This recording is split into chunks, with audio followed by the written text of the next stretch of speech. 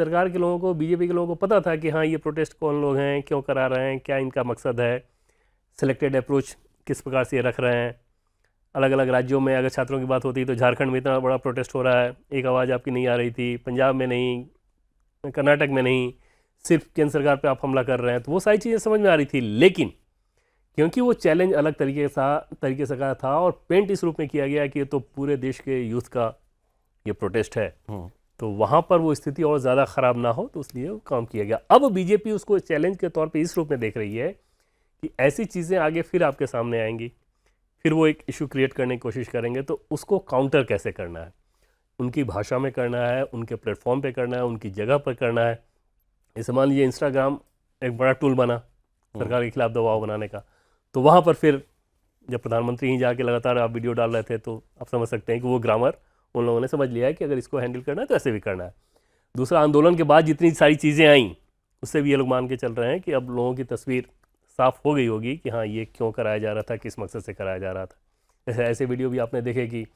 Police समझा रही है, वो दास, आज ही कुछ ऐसे वीडियोस आए कि भाई आपके वॉलंटियर्स कहाँ हैं, स्थिति आउट ऑफ कंट्रोल हो जाएगी। मैं बार बार कह रहा हूँ, पुलिस वाला कह रहा है कि मैं बार बार कह रहा हूँ, आप लोग समझने को तैयार नहीं हो, स्थिति आउट ऑफ कंट्रोल हो जाएगी, असामाजिक तत्व इसमें घुस जाएंगे, ये सारी चीज़ें वो कहा जा रहा है।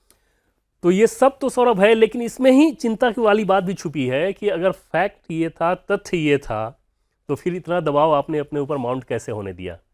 मतलब जिस रूप में कम्युनिकेट करना था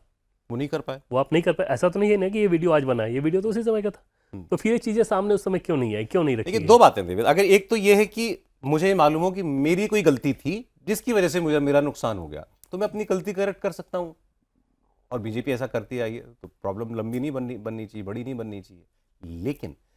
अगर मुझे ये पता चल जाए कि मैं जिसको अभी तक अपना समर्थक मानता था, इसके अंदर मैं अलोकप्रिय हो रहा हूं, या इसके अंदर मेरे प्रति कोई नाराजगी है, और वो नाराजगी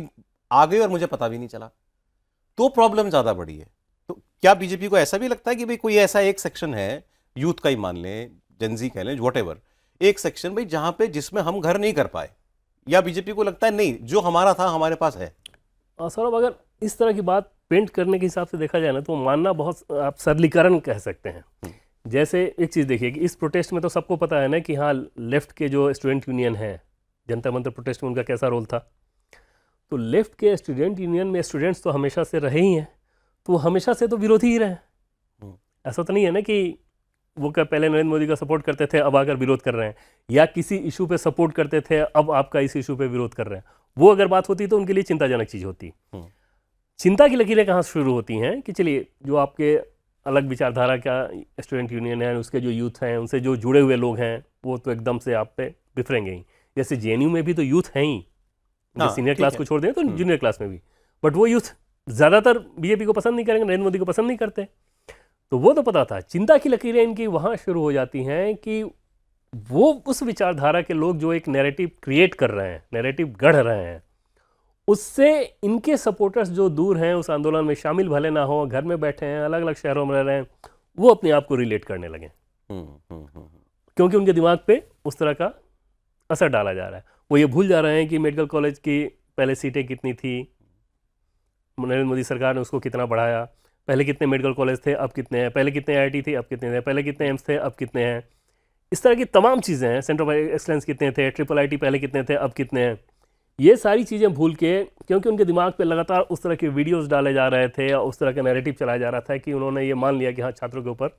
बहुत ज़्यादा अत्याचार हो रहा है। अब वही स्टूडेंट्स जब झारखंड का भी प्रोटेस्ट देख रहे होंगे और जब देख रहे होंगे कि इस तरह के लोग वहाँ पर जाके कुछ कर नहीं रहे हैं, तो फिर उनकी आंखें खुल रही होंगी कि मामला वो स्टूडेंट्स का तो था ही नहीं,